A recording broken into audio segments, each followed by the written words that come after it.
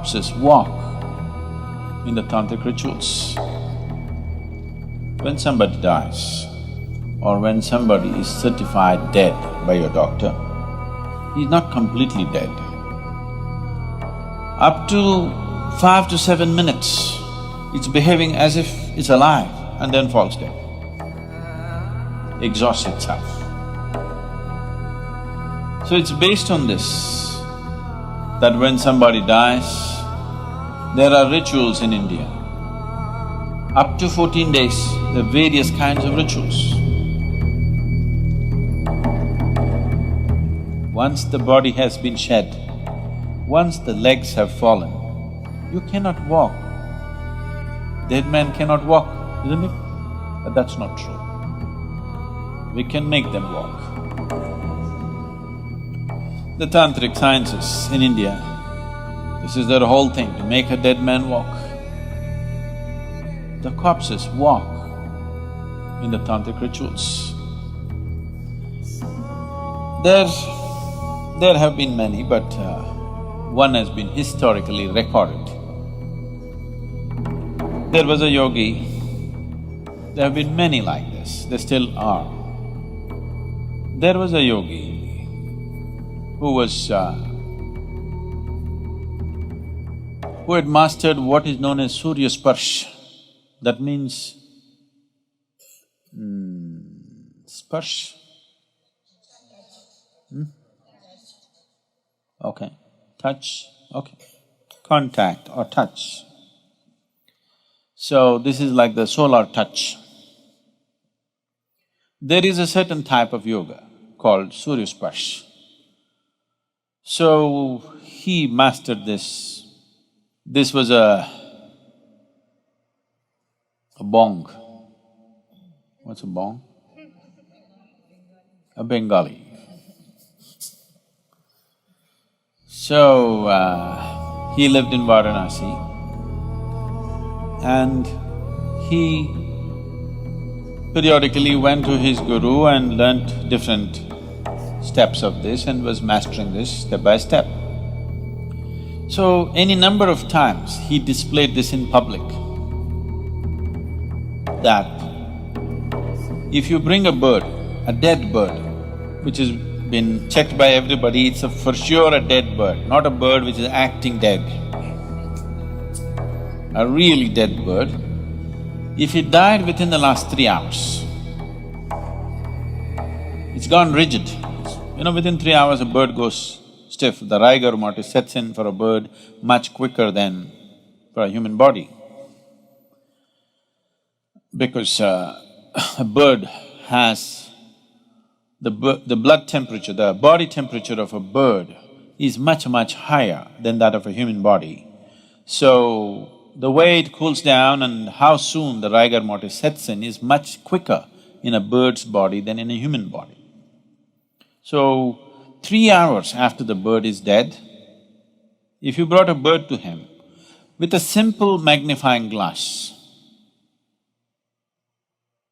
that too not from direct sunlight, from mirrored light. If you stand outside and mirror the sunlight inside, using that light through a magnifying glass, he would make the bird come alive.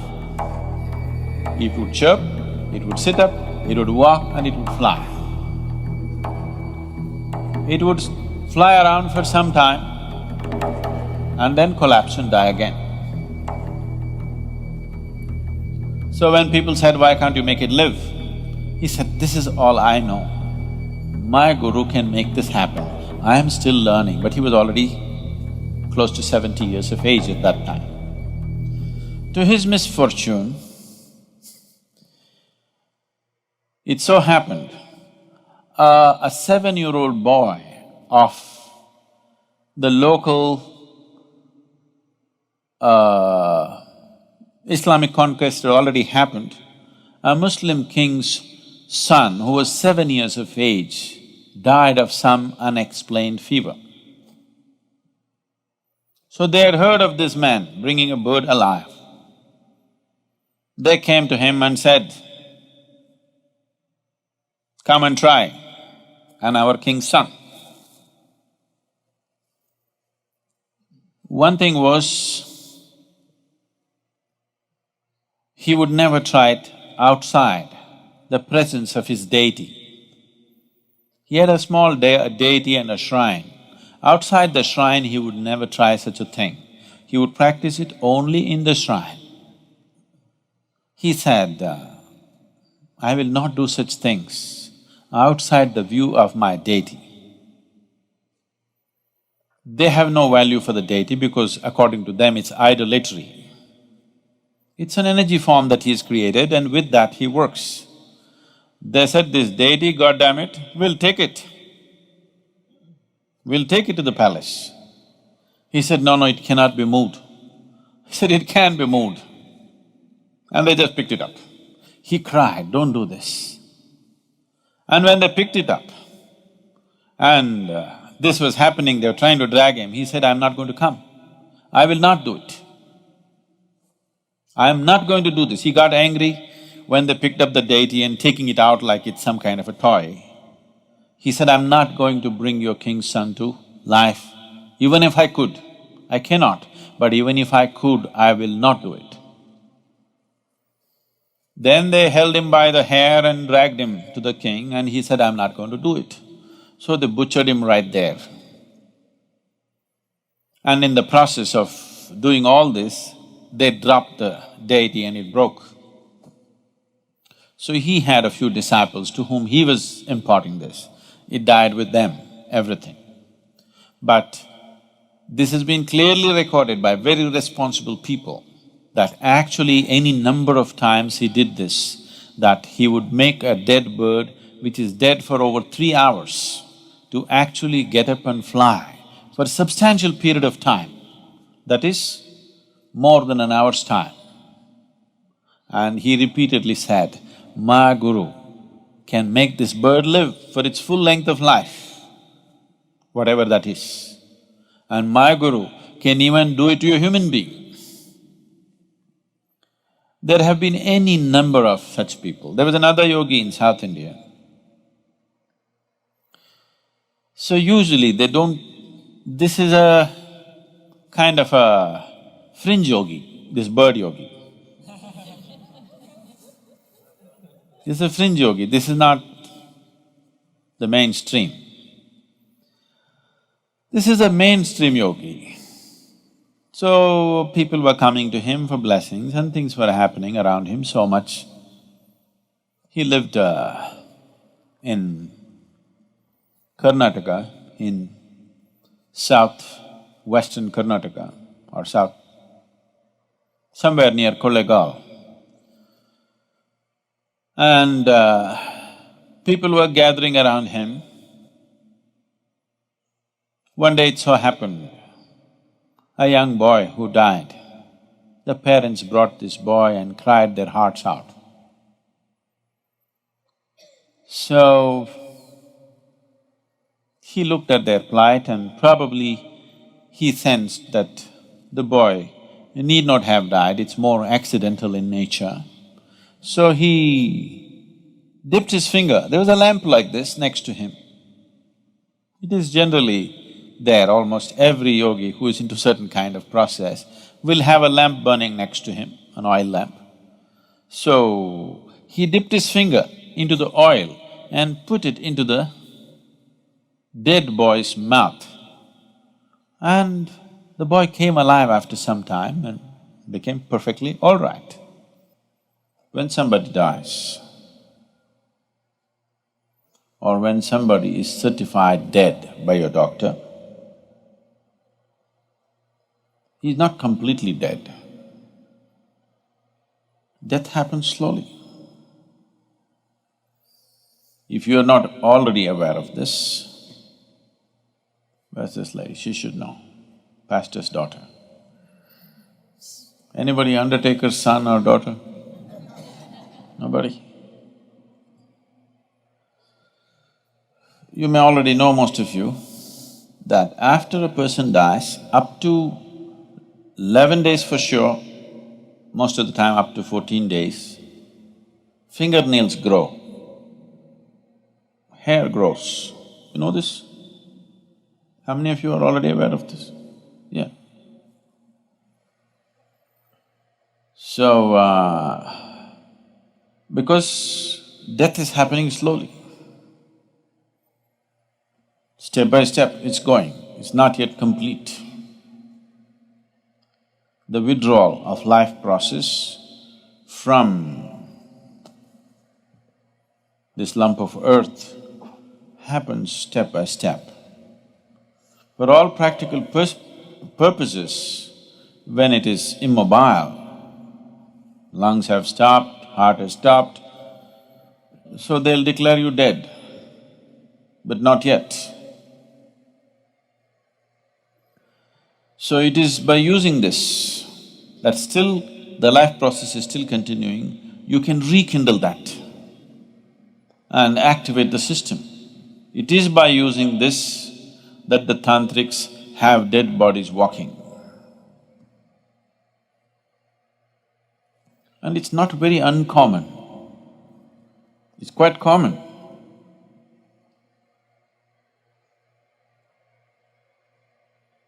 And sometimes, they will be working upon this when the cremation is on. There have been many instances, I have not personally seen, but I know people who have no reason to lie about it and they will not, such people have actually seen a burning body getting up and walking. They've set fire to it, it's burning, but it gets up and walks. Because at that moment when the burning begins from outside, the life process retreats and there's a concentrated spaces where life is happening more intensely at that moment. They make use of that and rekindle the system in such a way that suddenly it gets up and walks. Up to 5 to 7 minutes, it's behaving as if it's alive and then falls dead, exhausts itself. So it's based on this that when somebody dies, there are rituals in India. Up to 14 days, there are various kinds of rituals. Unfortunately, these rituals have mostly lost the knowledge behind that, the power behind that has been lost, and people are just doing things like for livelihood somebody is doing it, or just for the sake of doing it, they're doing it. Very few people truly understand the significance of what it is. Because life energies recede slowly, they've gotten so deep into this, every cell in the body, it doesn't just go poof like this. Functionally it may die, but totally it does not die, it dies slowly. So we want to hasten that process. We don't want somebody to die slowly. Dying slowly can be torturous, isn't it? Dying slowly is torturous or no? So it can be torturous. So we want him to leave quickly. After he dies, first thing is to tie the toes together. You know this? You still do it or no? Tie the toes together, because if you do not tie the toes together, from the lower end of the body, it will start imbibing life. It wants to live, because all the cells in the body are not dead. They're still making an effort to live. They will try to draw energy. When they try to draw energy, certain forces will enter the body. So you don't want that to happen to your loved one. So the moment he dies, you tie the toes. Now, no external support, he will go much more quickly. And the next thing is, you wash him up with water. Because when you wash the dead, see, even if you're alive, if somebody tries to give you a bath, they'll pour water on your face, you will feel like you're being waterboarded.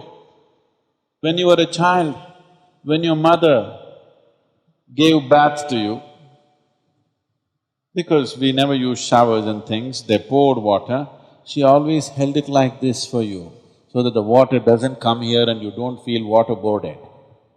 But somebody else was giving a bath to you, they just poured, children are doing like this. Yes or no? So if you just pour water over the face, this dead guy gets waterboarded. If any little activity is happening, it'll all cease. So to live gracefully and to die gracefully is very important. Death is not some strange subject that we should not talk about. It is right here, progressing for all of us, isn't it? Slowly maturing, your death is maturing. One day it'll be complete. Let it be a long time after, but right now it is maturing, isn't it? So if you understand life very well, absolutely well, you can exit the body in such a way that you exit completely, you gather everything and leave. If you live like that, then we will give you a burial. We don't burn your body because we don't want to waste the wood on you. You have completely exited, there is no hurry. We can keep you for a day or two and then bury you. So I'm saying, this is a culture where we understood life and death absolutely well and dealt with it as it should be dealt with. Within the first 14 days, you can do a lot of service to the dead. That culture grew, that science grew in a big way in this country, but then got corrupted. So, what was a very wonderful science became commerce, and commerce became corruption.